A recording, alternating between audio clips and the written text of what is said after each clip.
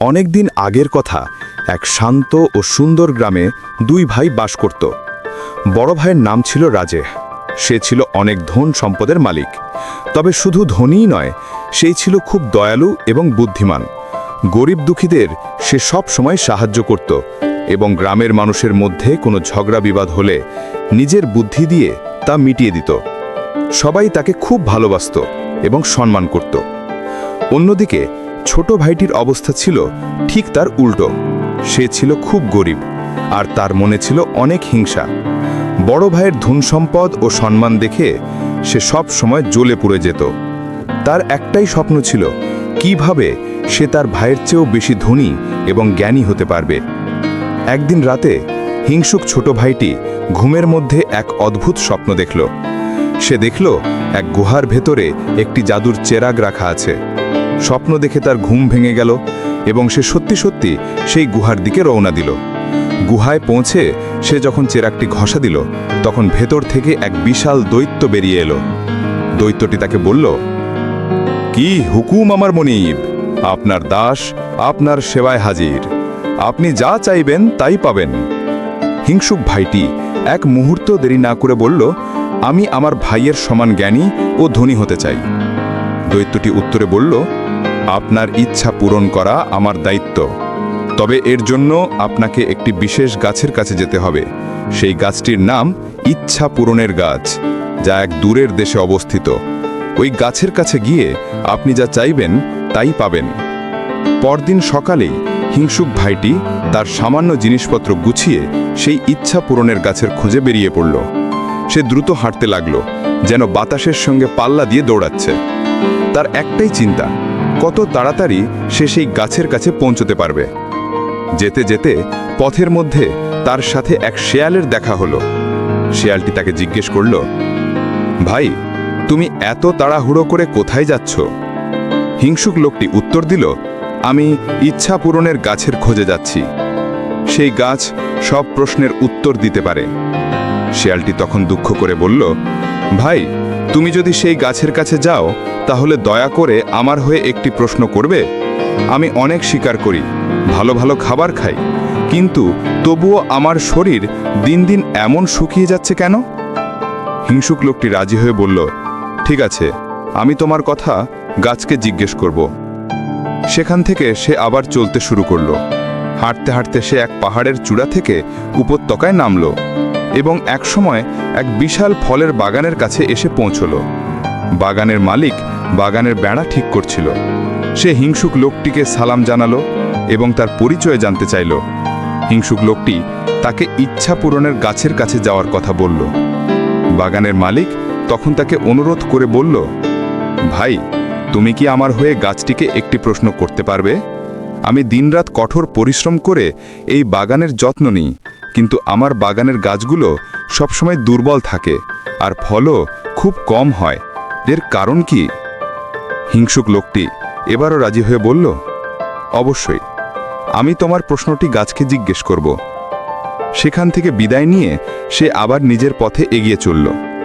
যেতে যেতে সে এক বিশাল প্রাসাদের সামনে এসে পৌঁছল, যার চূড়াগুলো মেঘের সাথে কথা বলছিল। সেই সময় রাজা তার রক্ষীদের নিয়ে শিকার থেকে ফিরছিলেন। রক্ষীরা এই অদ্ভুত লোকটিকে দেখে রাজার কাছে নিয়ে গেল এবং তার যাত্রার উদ্দেশ্য সম্পর্কে জানালো।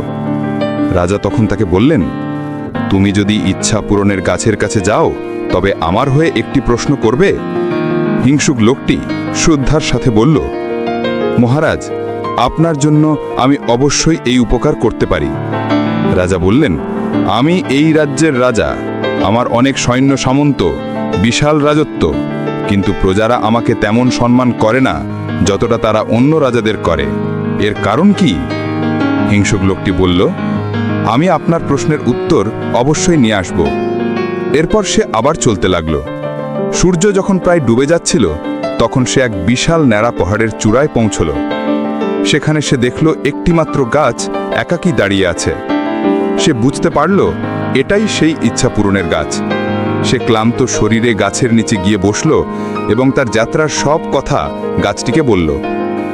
গাছটি মানুষের মতো কথা বলে উঠল, হে মানুষ, তুমি অনেক দূর থেকে অনেক প্রশ্ন নিয়ে আমার কাছে এসেছো। আমি তোমাকে সব উত্তর দেব। যখন তুমি প্রশ্নগুলোর মালিকদের কাছে ফিরে যাবে, তখন উত্তরগুলো তাদের কাছে স্পষ্ট হয়ে যাবে। গাছটি আরও বলল, আমি জানি তোমার মনে কি প্রশ্ন আছে। এরপর হিংসুক লোকটি রাজার প্রাসাদে ফিরে গেল। সে রক্ষীদেরকে খবর দিল যে সে রাজার প্রশ্নের উত্তর নিয়ে এসেছে। রাজা তাকে নিজের কাছে ডেকে পাঠালেন। হিংসুক লোকটি রাজাকে বলল, মহারাজ, আপনি আসলে একজন নারী। আপনার আসল পরিচয় কেউ জানে না, আর এই কারণেই প্রজারা আপনাকে পুরোপুরিভাবে সম্মান করতে পারছে না। এই কথা শুনে রাজা অবাক হয়ে গেলেন। তিনি বললেন, তুমি ঠিক বলেছ। আমার বাবা মা আমাকে ছেলের মতো বড় করেছেন, যাতে আমি এই রাজ্য শাসন করতে পারি। এখন যেহেতু তুমি আমার গোপন কথা জেনে গেছো, তাই তোমাকে আমার সাথে বিবাহ করে এই রাজ্যের রাজা হতে হবে। কিন্তু হিংসুক লোকটি রাজি হলো না। সে বলল, না, আমি আমার ভাইয়ের সমান হতে চাই।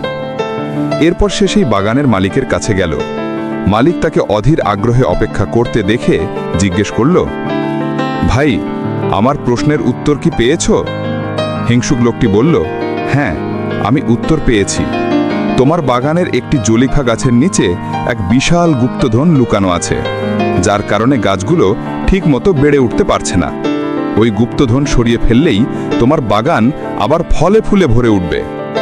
এই কথা শুনে বাগানের মালিক একটি কুড়াল নিয়ে গাছটি কাটতে উদ্যত হল।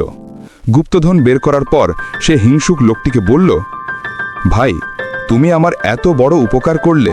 তুমি আমার সাথে থাকো, আমরা একসাথে এই বাগানের দেখাশোনা করব। এই বিশাল বাগান আর এত ধন সম্পদ সবই আমাদের দুজনের হবে। কিন্তু হিংসুক লোকটি এবারও রাজি হলো না। সে বলল, না, আমি আমার ভাইয়ের সমান হতে চাই। অবশেষে সে সেই শেয়ালের কাছে ফিরে এলো। শেয়ালটি তাকে দেখে অধীর আগ্রহে জিজ্ঞেস করল তার শরীর শুকিয়ে যাওয়ার কারণ। হিংসুক লোকটি তাকে বলল, ইচ্ছা পূরণের গাছ বলেছে তোমার রোগ সারানোর একমাত্র উপায় কোনো বোকা মানুষের মাংস খাওয়া। শেয়ালটি তখন তাকে বলল, রাজা তোমাকে বিবাহ করে রাজ্যের ক্ষমতা দিতে চাইলেন, তুমি তা ফিরিয়ে দিলে। বাগানের মালিক তোমাকে বিশাল সম্পত্তি আর বাগানের অংশীদার করতে চাইল, তুমি তাও গ্রহণ করলে না। তোমার চেয়ে বোকাহার কে হতে পারে?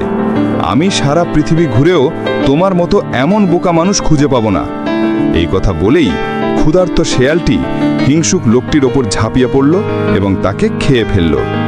এইভাবেই অন্যের প্রতি হিংসা আর নিজের লোভের কারণে লোকটির জীবন শেষ হয়ে গেল। সে যদি অন্যের উপকার করে নিজে সুখী হওয়ার চেষ্টা করত, তাহলে তার জীবনটা হয়তো অন্যরকম হতে পারত।